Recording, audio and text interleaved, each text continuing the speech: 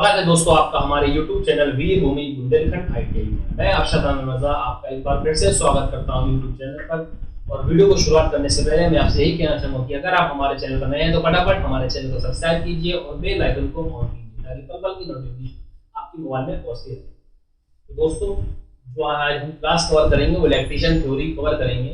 काफी टाइम हो गया था इलेक्ट्रीशियन ट्रेड की हमने क्लास कवर नहीं की थी, तो काफी बच्चों के पास फोन आया कि इलेक्ट्रीशियन क्लास नहीं कवर हो गई है। ठीक है, अब जो हमने इलेक्ट्रीशियन का क्लास जो पढ़ा था, हम चैप्टर पढ़ रहे थे, अगर आप प्ले लिस्ट में जाके देखेंगे तो हमारा जो चैप्टर चल रहा था वो चल रहा था डीसी परिपथ एवं संबंधित नियम। इसकी मेरे ख्याल से 2 से 3 क्लास हमारी कवर हो गई। ठीक, इस चैप्टर में क्या था, थोड़ा अगर इस पर पेपर जोर डालूं मैं तो मैंने क्या बताया, सबसे पहले मैंने आपको बताया था कि डीसी परिपथ होता क्या है। ठीक है, और एसी धारा और डीसी धारा क्या होती है। ठीक, फिर उसके बाद बताया डीसी परिपथ में क्या होता है, विद्युत धारा क्या होती है। ठीक है, समांतर क्रम, श्रेणी क्रम, ये सब वगैरह आपने पढ़ लिया था। ठीक, फिर हम बात आई थी हमारे डीसी परिपथ पर संबंधित नियम है वो हम कवर कर रहे थे। तो डीसी परिपथ में संबंधित नियम में हमने वोल्ट क्या कहते हैं, ओम का नियम हमने अच्छी तरीके से पढ़ लिया था। ओम का नियम, ठीक, ओम का नियम पढ़ने के बाद तो हमारा चल रहा था अगला देखते हैं। ओम का नियम हमने समझ लिया था। ओम के नियम के बाद हम जो अगला नियम पढ़ रहे थे वो पढ़ रहे थे किरचॉफ का नियम। ये सब जो नियम थे वो डीसी परिपथ पर आधारित थे। तो अगर आपसे पूछे कौन-कौन से परिपथ, कौन-कौन से नियम डीसी परिपथ पर आधारित थे, तो एक ओम का नियम था और एक किरचॉफ का नियम था। ठीक है, ओम का हमने कवर कर लिया था। और हम कौन सा पढ़ रहे थे, किरचॉफ के नियम पढ़ रहे थे। कौन से पढ़ रहे थे, लास्ट जो क्लास थी वो हम पढ़ रहे थे किरचॉफ के नियम की। ठीक, किरचॉफ के नियम पढ़ रहे थे। ठीक, किरचॉफ का नियम हमने 2 बताए, एक 2 नियम दिए थे। एक तो उसने दिया था विद्युत धारा का नियम। कौन सा नियम, विद्युत धारा का नियम दिया था एक उसने, किरचॉफ ने विद्युत धारा का नियम दिया था। और एक दिया था वोल्टेज नियम। ठीक, वोल्टेज नियम। ओम के नियम में सिर्फ एक ही नियम था, लेकिन ये किरचॉफ ने जो दिया था डीसी परिपथ आधारित था, इनके 2 नियम थे, एक था विद्युत धारा का नियम और एक था वोल्टेज नियम। ठीक, विद्युत धारा नियम हमने कवर कर लिया था लास्ट क्लास में। विद्युत धारा के नियम को एक बार हम और रिपीट कर लेंगे ताकि आपको उससे याद आ जाए। ठीक है, रिवीजन कर लेंगे और फिर इसके बाद हम कवर करेंगे वोल्टेज का नियम। ठीक, तो पहले हम थोड़ा रिवीजन करते हैं कि हमने विद्युत धारा का नियम बताया था कि विद्युत धारा का नियम क्या है। ठीक, तो विद्युत धारा का नियम पढ़ते हैं। ठीक, तो विद्युत धारा का नियम क्या था, विद्युत धारा का नियम था किसी भी डीसी परिपथ में, किसी भी डीसी परिपथ में क्या होता है, किसी भी डीसी परिपथ में विद्युत धारा का मान जो हो रहा था, यानी किसी भी डीसी परिपथ में चालकों के संगम का नोड जो हो रहा था, विद्युत धारा का मान वो शून्य हो रहा था। क्या हो रहा था, बीजगणितीय मान शून्य हो रहा था। कि विद्युत धारा का नियम था, मैंने आपको बताया होगा, ऐसा बताया था, नोड बराबर 0, ऐसे बताया था मैंने। ये जो आपका नियम है वो आपका कैसा कहलाता है, ये आपका कहलाता है विद्युत धारा का नियम। तो विद्युत धारा का नियम क्या कह सकते हैं, किसी भी बंद विद्युत परिपथ में, किसी भी डीसी परिपथ में चालकों में बहने वाली विद्युत धारा का मान, चालकों में संगम में बहने वाली विद्युत धारा का बीजगणितीय मान जो होता है वो शून्य होता है। कैसा होता है, बीजगणितीय मान शून्य होता है, तो विद्युत धारा का नियम कहते हैं। ठीक है, तो डीसी परिपथ में, किसी भी बंद डीसी परिपथ में चालकों में बहने वाली धारा का बीजगणितीय योग मान कितना होता है, शून्य होता है। ठीक है, कितना होता है, शून्य होता है। अगर दूसरे शब्दों में कहें तो ये कह सकते हैं कि किसी संगम में एक तरफ से आने वाली धारा दूसरी तरफ से आने वाली धारा के बराबर होती है। ठीक है, एक तरफ से आने वाली धारा का योग दूसरी तरफ से आने वाली धारा का योग होता है। यानी इसका मतलब ये होता है कि I1 जो होगी I2 बराबर I3 प्लस I4। ये भी हम इसको कह सकते हैं, क्या कह सकते हैं, I1 प्लस I2 इस बराबर I1 प्लस I2 बराबर I3 प्लस I4। तो ये जो आपका फॉलो करता है ये आपका विद्युत धारा का नियम कहलाता है। ठीक है, ये हमने इससे पहले वाली क्लास में कवर कर लिया था। अगर आपको अभी समझ में नहीं आया तो आप इससे पहले वाली जो क्लास थी उसमें आप देख सकते हैं, उसमें मैंने आपको डिटेल में बताया है। ठीक, ये मैंने आपको रिवीजन के लिए बताया जिससे आपको पिछला थोड़ा याद आ जाए। अब बात आती है जो हमें नियम पढ़ना है, वो हमें पढ़ना है वोल्टेज नियम। ठीक, अब हम पढ़ते हैं वोल्टेज का नियम क्या था, क्योंकि इन्होंने 2 नियम दिए थे, एक विद्युत धारा का नियम देता है, वोल्टेज नियम देता है। दोनों नियम को पढ़ना पड़ेगा। किरचॉफ के 2 नियम है। अगर आपसे पूछ ले कि किरचॉफ ने डीसी परिपथ संबंधित कितने नियम दिए, तो किरचॉफ ने डीसी परिपथ पर 2 नियम दिए, एक दिया था विद्युत धारा का नियम और वोल्टेज का नियम। ठीक, विद्युत धारा का नियम जो हो गया। अब पढ़ते हैं वोल्टेज नियम।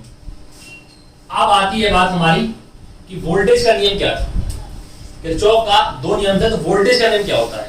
तो वोल्टेज का नियम जो होता है कि किसी भी डीसी परिपथ में, किसी भी डीसी परिपथ में, या जो आपका डीसी परिपथ होगा वो हमेशा बंद होगा। ठीक है, तो किसी भी बंद डीसी परिपथ में किसी भी डीसी परिपथ में जो आपका आरोपित विद्युत वाहक बल होता है, किसी भी डीसी बल आप लगा सकते हो कि आपका जो डीसी परिपथ होगा वो हमेशा बंद होगा, ठीक है। किसी भी डीसी परिपथ में लूप में जो आपका जो आरोपित विद्युत वाहक बल होता है, जो आपका विद्युत वाहक बल होता है, वो उसके सिरों पर बहने वाले वोल्टेज ड्रॉप के समानुपाती बीजगणितीय योग के बराबर होता है, ठीक है। तो क्या कहोगे कि किसी भी डीसी परिपथ में लूप में आरोपित विद्युत वाहक बल उसके वोल्टेज के बराबर बीजगणितीय योग के बराबर होता है, वोल्टेज ड्रॉप के बीजगणितीय योग के बराबर होता है, ठीक। तो आप क्या कहोगे कि किसी भी डीसी परिपथ में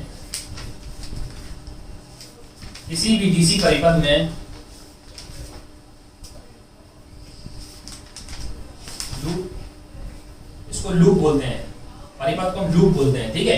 किसी भी बंद डीसी परिपथ में लूप में आरोपित विद्युत वाहक बल जो होता है आपका, वो आपके वोल्टेज ड्रॉप के बीजगणितीय योग के बराबर होता है, वोल्टेज के आपके बीजगणितीय योग के बराबर होता है, ठीक। इतना कुछ नहीं आएगा, आपसे बस ये पूछेगा कि किरचॉफ के नियम जो थे वो किस पर आए थे, तो डीसी परिपथ पर आधारित थे, ठीक। तो आरोपित जो बल होता है वो होता है आपको विद्युत वाहक बल को हम प्रदर्शित करते हैं ई से, ठीक है। तो ये ई जो होगा वो बराबर होगा आई आर के, इसकी होगा ई जो होगा वो आरोपित होगा आई आर के, ठीक है। तो ई जो होगा आपका वो होगा आई आर के, ठीक। यानी इसकी वैल्यू जो होगी वो आई आर की होगी। अब आप ये कहोगे कि ये आई आर क्यों हो गया, क्योंकि अपन ने पढ़ा है V बराबर आई आर की होता है, ये अपन ने वोल्टेज से निकाला था, ठीक है, ओम के नियम से। तो ये हम इधर कर सकते हैं, क्योंकि V बराबर क्या होता है आई आर। इधर हमने आई आर इसलिए रखा है क्योंकि हमने ओम का जो नियम पढ़ा था उधर हमने ये निकाला था कि V बराबर आई आर, यानी V की वैल्यू जो होती है वो आई आर के बराबर होती है। तो इसीलिए हम V बराबर आई आर और नीचे हम नोट करके लिख देंगे, क्योंकि जो इसका नोड होता है ये किसके बराबर होता है, ये V के बराबर होता है, यानी V की वैल्यू जो होती है वो आई आर के बराबर होती है। जो हमने इससे पहले जो नियम पढ़ा था, यानी अपना ओम का नियम जो पढ़ा था, उन्होंने जो बताया था, तो उससे हमने V बराबर आई आर निकाला था। इसलिए जो विद्युत वाहक बल है ये आपके वोल्टेज के योग के बराबर है, ठीक है। तो उसका मतलब ये हुआ कि जो V1 प्लस V2 होगा वो आपका बराबर होगा V3 प्लस V4 के, इनका बीजगणितीय योग जो होगा वो बराबर होगा, ठीक। तो विद्युत धारा के नियम में जो बीजगणितीय योग बराबर हो रहा था उसमें विद्युत धारा का बीजगणितीय योग बराबर हो रहा था, और ये जो वोल्टेज का नियम है इसमें आप क्या कहोगे, इसमें विद्युत वाहक बल जो होगा वो आपके वोल्टेज के बराबर योग के बराबर होगा, ठीक है। तो E बराबर आई आर होगा, ठीक। तो उम्मीद करता हूं आपको किरचॉफ के दोनों नियम समझ में आए होंगे। तो ये हमने डीसी परिपथ पर आधारित दोनों नियम समझ लिए। अब हम आगे टॉपिक पढ़ते हैं इसी चैप्टर के कि हमने इसके बाद क्या आता है, ठीक। अगला देखते हैं। अब जो हमने डीसी परिपथ के संबंधित नियम पढ़ लिए, अब जो बात आती है सबसे बड़ी टॉपिक जो आता है वो आता है प्रतिरोध। प्रतिरोध किसे कहते हैं, और इससे बहुत ही ज्यादा क्वेश्चन बनते हैं बहुविकल्पी आपके एग्जाम में, तो इसलिए इसको ध्यान से समझिएगा, ठीक है। इसको हम इंग्लिश में बोलते हैं रेजिस्टेंस। क्या बोलते हैं, रेजिस्टेंस, ठीक। तो प्रतिरोध क्या होता है, प्रतिरोध, ठीक, पदार्थों का वेग गुण, अगर हम शुद्ध भाषा में कहें तो पदार्थों का वेग गुण, जिसके पदार्थों का वेग गुण जिसके कारण वह स्वयं में बहने वाली विद्युत धारा का जो विरोध करता है उसको हम प्रतिरोध बोलते हैं। प्रतिरोध यानी विरोध करना, ठीक है ना। यानी ऐसा पदार्थों का ऐसा गुण जिसमें मतलब जिसमें विद्युत धारा बह रही हो, यानी विद्युत धारा बह रही हो और वह उसका स्वयं से अपना खुद विरोध करे, तो हम इसको क्या बोलेंगे, प्रतिरोध बोलेंगे। इसके नाम में प्रतिरोध यानी विरोध छुपा हुआ है। तो ये क्या करता है, ये विद्युत धारा का विरोध करता है अपने अंदर, इसलिए हम इसको क्या बोलते हैं, प्रतिरोध बोलते हैं, ठीक। तो पदार्थों का वेग गुण क्या हो गया, पदार्थों का वेग गुण जिसमें वह स्वयं में प्रवाहित होने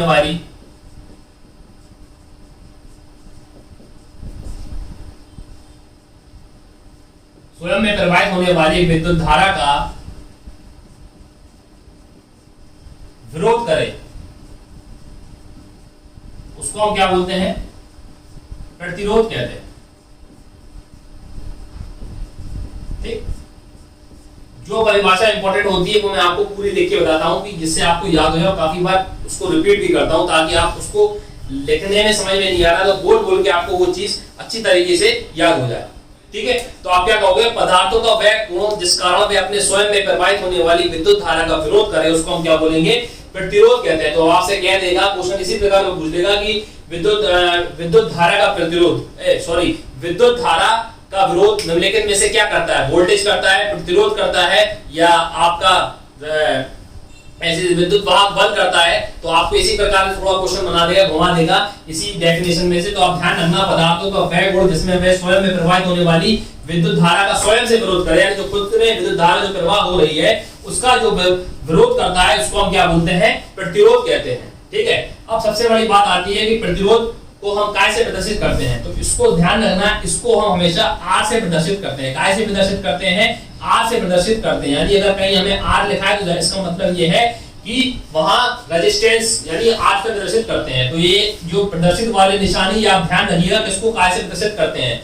आपको मैं प्रीवियस बता देता हूं, जैसे मैंने आपको बताया था आई जो होता है वो विद्युत धारा को प्रदर्शित करता है। आई जो किसको करता है, आई जो प्रदर्शित करता है वो विद्युत धारा को प्रदर्शित करता है। मैं आपसे कहूं वी, विक्ट्री वाला वी जो है आपका विभवांतर को प्रदर्शित करता है। किसको प्रदर्शित करता है, विभवांतर को प्रदर्शित करता है। मैं आपसे कहूं ई जो होता है वो विद्युत वाहक बल को प्रदर्शित करता है। किसको करता है, विद्युत वाहक बल को प्रदर्शित करता है। और मैंने आर तो बताई थी, तो आर किसको प्रदर्शित करता है, आर जो प्रदर्शित करता है वो आपके प्रतिरोध को प्रदर्शित करता है। ठीक, अब आती है कि प्रतिरोध का मात्रक क्या होता है। तो इसका मात्रक जो होता है वो आपका होता है ओम। ठीक, इसका मात्रक क्या होता है, ओम होता है। ठीक, प्रतिरोध का मात्रक ओम होता है और उसको हम कुछ इस प्रकार से प्रदर्शित करते हैं। कहीं जैसे लिखा है 4 ओम, तो इस प्रकार से लिखेंगे 4 ओम। ठीक है, तो ये जो चिन्ह है ये आपका ओम का होता है। ठीक, तो इसका मात्रक क्या होता है, तो आपसे कहें कि प्रतिरोध का मात्रक क्या होता है, तो प्रतिरोध का मात्रक जो होता है वो आपका ओम होता है। ठीक है, ओम होता है और इसको प्रदर्शित कैसे करते हैं, आर से प्रदर्शित करते हैं। मैं आपसे बार-बार कहता हूं कि मात्रक प्रदर्शित आपको हर चीज की याद होना चाहिए, क्योंकि क्वेश्चन जो आपके बनते हैं एमसीक्यू बहुविकल्पीय उसी से बनते हैं। वो आपसे पूछ ले कि विद्युत धारा का मात्रक क्या होता है, तो विद्युत धारा का मात्रक एम्पियर होता है। आपसे पूछ ले वोल्टेज का मात्रक क्या होता है, तो वोल्टेज का मात्रक विभवांतर का मात्रक क्या होता है, तो विभवांतर का मात्रक वोल्ट होता है। आपसे पूछ ले कि शक्ति का मात्रक क्या होता है, शक्ति का मात्रक वाट होता है। ठीक, तो ये छोटे छोटे मात्रक जो होते हैं वो आपको अच्छी तरीके से याद होना चाहिए, यही क्वेश्चन बनाते हैं। ठीक, तो आप समझ गए होंगे प्रतिरोध किसे कहते हैं। प्रतिरोध उसको कहते हैं वह गुण जो स्वयं में होने वाली विद्युत धारा का विरोध करे। ठीक है, जो अपने आप में बहने वाली विद्युत धारा का विरोध करता है उसको हम क्या बोलते हैं, प्रतिरोध कहते हैं। प्रतिरोध को हम काय से प्रदर्शित करते हैं, प्रतिरोध को हम आर से प्रदर्शित करते हैं। इसका मात्रक क्या होता है, इसका मात्रक जो होता है वो ओम होता है। ठीक, और इसको मापने के लिए हम किसका यूज करते हैं, ये भी क्वेश्चन पूछता है। इसको मापने के लिए हम किसका यूज करते हैं, ओम मीटर का यूज करते हैं। किसका यूज करते हैं, ओम मीटर का यूज करते हैं। जैसे विभवांतर को मापने के लिए वोल्ट मीटर का यूज करते हैं, इसी प्रकार प्रतिरोध को मापने के लिए हम किसका यूज करते हैं, ओम मीटर का यूज करते हैं। ठीक, अब बात आती है कि इसके कोई सिंबल बने क्या था। एग्जाम में आपका ऑनलाइन पेपर हो रहा है तो आपसे चित्र बना के आया है कंप्यूटर पे, वो भी पूछेगा कि ये किस चीज का सिंबल है। तो मैं आपको सिंबल बता देता हूँ, सिंबल किसका है। ठीक, सिंबल बता देता हूँ। ठीक, अब आते हैं कुछ हम इसको आपकी सिंबल बता देता है कि वो आपसे कह देगा कि ये किसका प्रतीक है।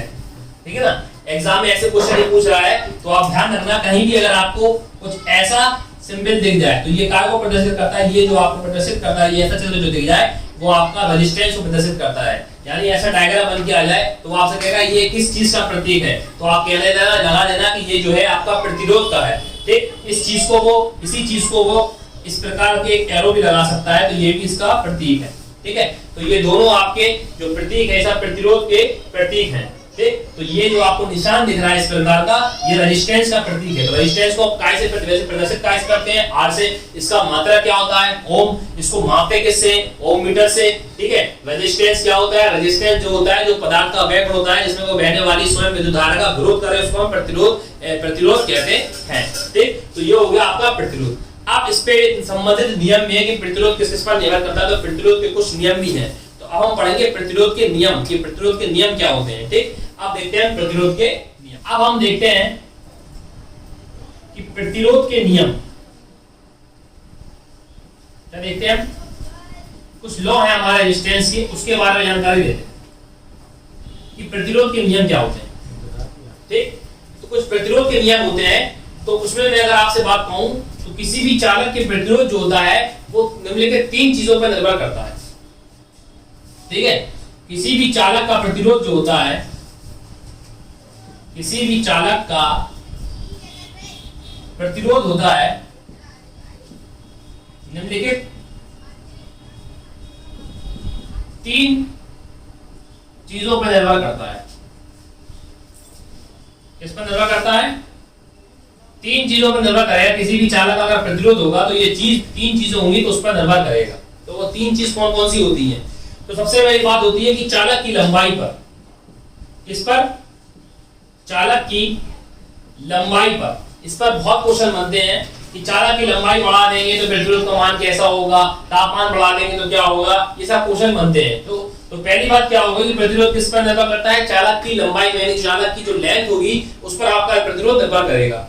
ठीक, दूसरा जो होता है चालक के अनुप्रस्थ काट के क्षेत्रफल पर। अनुप्रस्थ काट के क्षेत्रफल पर। अनुप्रस्थ काट के क्षेत्रफल का मतलब ये है कि चालक की जो लंबाई मोटाई होगी, मतलब क्षेत्रफल जो होगा, उसका एरिया जो होगा उस पर भी निर्भर करेगा। अनुप्रस्थ काट के क्षेत्रफल पर। ठीक, क्षेत्रफल का मतलब होता है जितनी एरिया, मतलब जो तार है जो आपका कितने साइज आपका घेर रहा है तो उसको हम एरिया बोलते हैं। ठीक है, तो आपका चालक की लंबाई पर निर्भर करेगा। चावल बोल दिया। चालक की लंबाई पर निर्भर करेगा और चालक के अनुप्रस्थ काट के क्षेत्रफल पर निर्भर करेगा। ठीक, 2 बात ये हो गई। तीसरी बात जो होती है वो होती है चालक के पदार्थ पर, यानी जो आपका तार है वो किस पदार्थ का बना हुआ है। तो इन तीनों चीजों पर जो आपका फॉलो करता है चालक प्रतिरोध। ठीक, चालक के पदार्थ पर। ठीक, तो कभी कभी जो आपसे एग्जाम में क्वेश्चन पूछता है वो इसी को नॉर्मल यही पूछ देगा कि जो किसी भी चालक का जो प्रतिरोध होता है वो किस किस पर निर्भर करता है। तो आप ध्यान रखिएगा, जो चालक का प्रतिरोध होता है वो आपकी उसकी लंबाई यानी उसकी लेंथ पर निर्भर करेगा, उसके अनुप्रस्थ काट के क्षेत्रफल पर निर्भर करेगा और चालक के पदार्थ पर निर्भर करेगा। ठीक, अब हर तरह का निर्भर करेगा तो किस प्रकार का कैसा करेगा, तो एक एक करके हम सब पढ़ेंगे। चालक की लंबाई पर कैसे निर्भर करेगा, चालक के अनुप्रस्थ काट के क्षेत्रफल पर कैसे निर्भर करेगा और चालक के पदार्थ पर किस प्रकार निर्भर करेगा। तो ये सब चीजें ही कुछ प्रतिरोध के नियम कहलाते हैं, रूल कहलाते हैं, किस प्रकार प्रतिरोध वर्क करता है कि चालक की लंबाई बढ़ा दें या पदार्थ बढ़ा दें या पदार्थ कौन सा हो तो किस प्रकार काम करेगा। आइए हम देखते हैं कि चालक की लंबाई पर वो किस प्रकार से वर्क करता है। ठीक, तो पहली जो बात थी किस पर निर्भर करता है, तो हमने 3 चीजें बता दी कि चालक किस पर प्रतिरोध, चालक प्रतिरोध किस पर निर्भर करता है, चालक की लंबाई पर। ठीक है, चालक के पदार्थ पर यानी इस चीज का बना हुआ है, और तीसरी बात बताई मैंने अनुप्रस्थ काट के क्षेत्रफल पर। तो पहली बात हम कर रहे हैं चालक की लंबाई पर, कि चालक की लंबाई पर किस प्रकार फॉलो करता है प्रतिरोध अपना। तो बात ये आती है कि किसी भी चालक की लंबाई जो होती है, ठीक है, किसी भी चालक की लंबाई जो होती है वो उसके अनुक्रमानुपाती होती है। सॉरी, किसी भी चालक की जो लंबाई होती है और प्रतिरोध की जो होती है वो अनुक्रमानुपाती होती है। क्या कहोगे आप? किसी भी चालक की लंबाई, इससे ही क्वेश्चन बनता है, ध्यान रखिएगा। ये जो पॉइंट बना रहा हूं, अब क्वेश्चन किस प्रकार बनेगा, ठीक है, तो मैं आपको बता दूंगा क्वेश्चन किस प्रकार बनता है एग्जाम में। ठीक, किसी भी चालक की लंबाई जो होती है, ऐसे को ये कहते हैं, किसी भी चालक का प्रतिरोध यानी रेजिस्टेंस जो होता है वो उसकी लंबाई के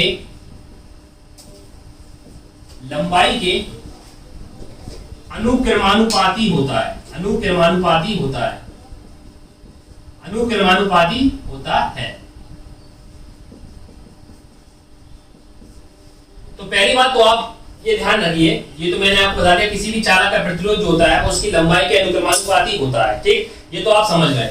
लेकिन बात क्या होती है, अनुक्रमानुपाती और व्युत्क्रमानुपाती आपको फिजिक्स की लैंग्वेज में बहुत बार यूज होता है।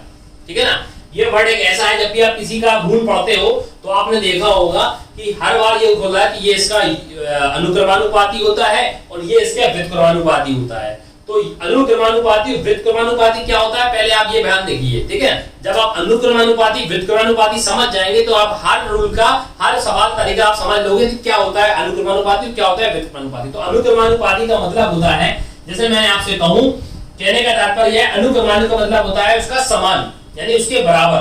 क्या कहोगे आप? अनुक्रमानुपाती होता है तो आप ध्यान रखिएगा, कहीं भी अगर कोई फॉर्मूला अगर आता है फिजिक्स का, केमिस्ट्री में, साइंस में, आपने देखा होगा अनुक्रमानुपाती और व्युत्क्रमानुपाती हमेशा वर्ड का यूज हर जगह होता है। तो अनुक्रमानुपाती का मतलब, अनुक्रमानुपाती का होता है समान या बराबर, ठीक, ये आप नोट करके अलग से साइड में लिख सकते हैं। और व्युत्क्रमानुपाती का मतलब होता है, व्युत्क्रमानुपाती का मतलब होता है, वो होता है उसका अपोजिट यानी विपरीत। क्या होता है? विपरीत। तो ये काम कैसे करता है, मेन बात ये आती है, ठीक। अब मैं आपसे कहूं, जैसे मैंने आपको बताया कि किसी भी चालक का प्रतिरोध जो होता है वो उसकी लंबाई के अनुक्रमानुपाती होता है, ठीक। तो आप ये कह रहे हैं चालक का जो आपका प्रतिरोध होता है, तो चालक का प्रतिरोध क्या होता है? रेजिस्टेंस। रेजिस्टेंस को हम काय से प्रदर्शित करते हैं? आर से। यानी आर जो होगा अनुक्रमानुपाती यानी एल होगा। क्या होगा? एल होगा। यानी जब भी कोई चीज अगर हम अनुक्रमानी की फॉर्म में लिखेंगे तो वो अनुपाती का निशान लगा के एल लिख देंगे, मतलब इस प्रकार का लिख देंगे, क्रॉस का निशान बना के बराबर में लिख देंगे। अगर हम इसको व्युत्क्रमानुपाती कहते तो ये इस प्रकार से लिखा जाता है। किस प्रकार से लिखा जाता है? 1/L, ठीक है ना। तो आप ये समझ जाइए, जो अनुक्रमानुपाती होता है उसका मतलब होता है उसके साथ में लिखना है, यानी आर के बराबर में एल लिखना पड़ेगा। अगर हम कहते हैं कि ये व्युत्क्रमानुपाती होता है तो उसके हमें बटे में लिखना पड़ेगा, यानी भिन्न में लिखना पड़ेगा, यानी आर अनुपाती 1/L, ठीक। तो ये चीज जो होती है वो आपकी हो जाती है आपकी अनुक्रमानी। उम्मीद करता हूं आपको समझ में आया। मैंने क्या कहा? अनुक्रमानुपाती का मतलब होता है बराबर, यानी जो आपका जो प्रतिरोध होता है वो उसकी लंबाई के अनुक्रमानुपाती होता है, यानी आर अनुक्रमानुपाती एल, यानी आर, इसका मतलब यह हुआ कि आर के बराबर एल है। तो इसका तात्पर्य यह है कि अगर आप आर को बढ़ा दोगे, यानी अगर आर को बढ़ा दोगे यानी प्रतिरोध को बढ़ा दोगे तो आपका लंबाई भी बढ़ेगी। यानी अगर आप आर को बढ़ाओगे, यानी आर को अगर आप प्लस करोगे तो जाहिर सी बात है आपकी लेंथ भी प्लस होगी, ठीक। तो अनुक्रमानुपाती का मतलब होता है समान या बराबर। तो ये सवाल आपसे क्वेश्चन जो पूछेगा वो किस प्रकार से पूछेगा? वो आपसे ये पूछेगा कि यदि हम चालक के प्रतिरोध को दोगुना कर दें, क्या कर दें? चालक के प्रतिरोध को दोगुना कर दें तो वो आपसे पूछेगा उसकी लंबाई पर क्या प्रभाव पड़ेगा।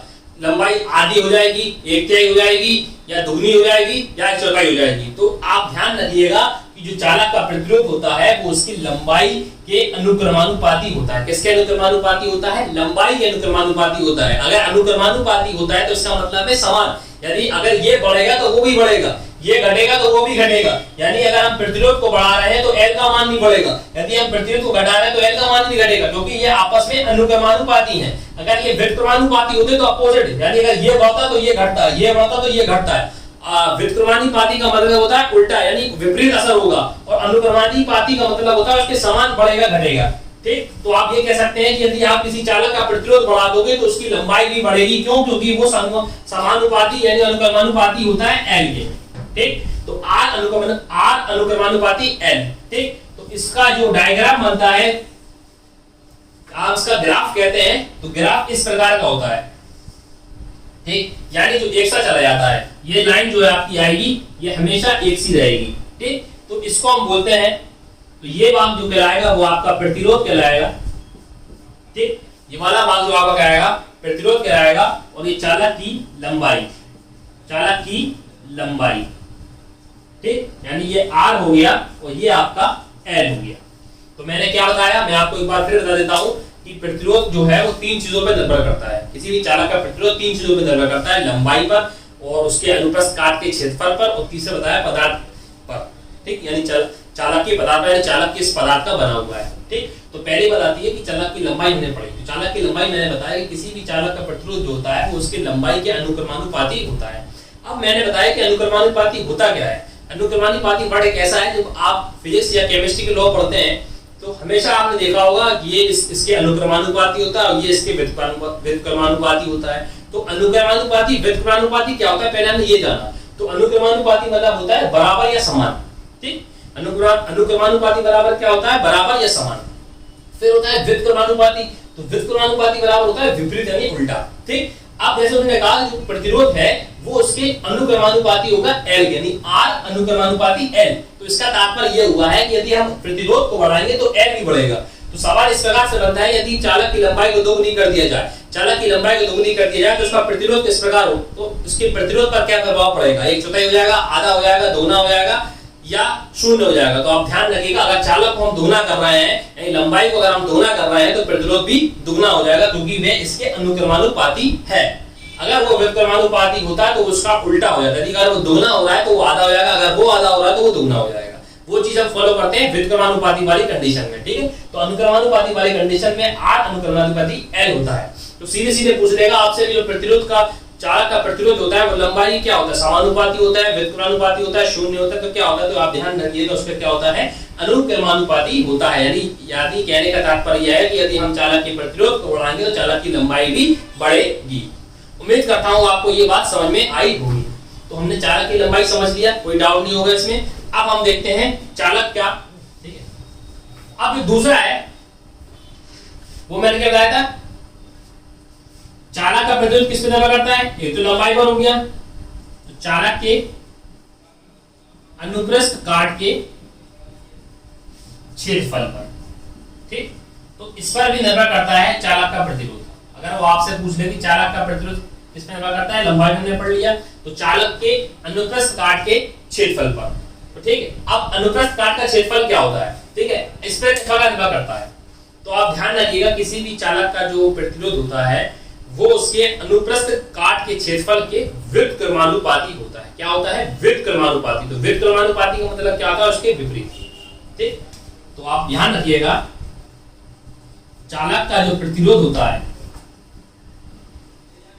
देखिए ये जो मैं आपको क्वेश्चन बता रहा हूं, ये काफी इंपॉर्टेंट बात बता रहा हूं, इससे बहुत ही ज्यादा चांसेस बनते हैं आपके बहुविकल्पी क्वेश्चन बनने के। या तो आपसे डायरेक्ट पूछ लेगा कि ये किसके समानुपाती होता है, किसके व्युत्क्रमानुपाती होता है, किस पर निर्भर करता है, या अगर आपको एग्जाम में क्वेश्चन कंफ्यूज करने के लिए वो इस प्रकार दे देगा कि चालक की लंबाई को बढ़ा दे तो प्रतिरोध पर क्या असर पड़ेगा, अनुप्रस्थ काट के क्षेत्रफल को घटा दे तो प्रतिरोध पर क्या असर पड़ेगा। तो ये आपको कभी याद होगा जब आप ये कंफर्म कर पाएंगे, ठीक है। तो चालक का जो प्रतिरोध होता है, चालक का प्रतिरोध जो होता है वो अनुप्रस्थ काट के क्षेत्रफल के, अनुप्रस्थ काट के क्षेत्रफल के कैसा होता है, व्युत्क्रमानुपाती होता है। कैसा होता है, व्युत्क्रमानुपाती होता है। तो व्युत्क्रमानुपाती का मतलब क्या होता है, व्युत्क्रमानुपाती का मतलब होता है उल्टा, ठीक। यानी आपका जो R होगा, R जो होगा वो आपके होगा 1/a के, किसका होगा, R जो होगा वो आपके 1/a के, ठीक है। यानी व्युत्क्रमानुपाती का मतलब होगा ये चीज इसकी अपॉन में आ जाएगी, समानुपाती का मतलब होता है वो चीज उसके बराबर में आ जाएगी। तो चालक का प्रतिरोध जो होगा उसके क्षेत्रफल के व्युत्क्रमानुपाती होता है। तो अब इसका तात्पर्य यह है कि यदि आप रेजिस्टेंस को बढ़ाओगे, यदि आप प्रतिरोध को बढ़ाओगे तो आपका क्षेत्रफल घटेगा, यदि आप प्रतिरोध को बढ़ाओगे तो उसका क्षेत्रफल घटेगा, और अगर इसको बढ़ाओगे तो ये घटेगा। यानी एक चीज बढ़ाओगे तो दूसरी चीज घटेगी, एक चीज घटाओगे दूसरी चीज बढ़ेगी, क्योंकि इनके बीच में संबंध आ रहा है वो उनका व्युत्क्रमानुपाती का आ रहा है। तो व्युत्क्रमानुपाती जो होता है वो उसके उल्टे होता है। क्या होता है, उल्टा होता है। आप ध्यान रखिएगा, समान अनुक्रमानुपाती जो होता है वो उसके समान होता है, और व्युत्क्रमानुपाती जो होता है वो उसके उल्टे होता है। तो इसका जो डायग्राम बनेगा, जैसे मान के चलिए ये आपका प्रतिरोध का वक्र है और ये आपका क्षेत्रफल का वक्र है, ठीक। तो ये जो होगा वो आपके समान नहीं होगा, हमेशा अलग अलग होगा। तो ये इस प्रकार का जो सम बनेगा वो उसका इस प्रकार का बनेगा। तो अब वो आपसे अगर क्वेश्चन पूछे तो किस प्रकार पूछ सकता है, व्युत्क्रमानुपाती जो होगा वो आपसे क्या देगा, यदि हम चालक के प्रतिरोध को बढ़ा दें तो उसका क्षेत्रफल क्या होगा, तो उसका क्षेत्रफल क्या हो जाएगा, घट जाएगा। अगर हम आपसे कह रहे यदि क्षेत्रफल को हम घटा दें तो प्रतिरोध क्या हो जाएगा, बढ़ जाएगा। यानी अगर एक चीज घट रही है तो दूसरी चीज बढ़ेगी, एक चीज बढ़ रही है दूसरी चीज घटेगी। क्यों, क्योंकि उनके बीच संबंध जो है वो व्युत्क्रमानुपाती का है। अगर यही संबंध अनुक्रमानुपाती का होता तो जैसा होता वैसा ही होता। अगर ये बढ़ाते तो ये भी बढ़ता, ये बढ़ाते तो वो भी बढ़ता। क्यों, क्योंकि जैसे इससे पहले वाला पॉइंट बताया, R समानुपाती अनुक्रमानुपाती L, यानी R को बढ़ा रहे तो L भी बढ़ रहा था, लेकिन यहाँ पे व्युत्क्रमानुपाती है तो एक चीज घटाएंगे दूसरी चीज बढ़ेगी। तो उम्मीद करता हूँ आपको ये आज की क्लास पसंद आई होगी, और वीडियो के कमेंट में आप जरूर बताइएगा कि आपको आज की क्लास कैसी लगी, और जो मैंने समझाया वो आपको किस प्रकार समझ में आएगा। नहीं आया तो अगली क्लास में इस चीज को दोबारा रिपीट कर दूंगा। मिलते हैं आपको कल नेक्स्ट वीडियो में, तब तक के लिए नमस्कार।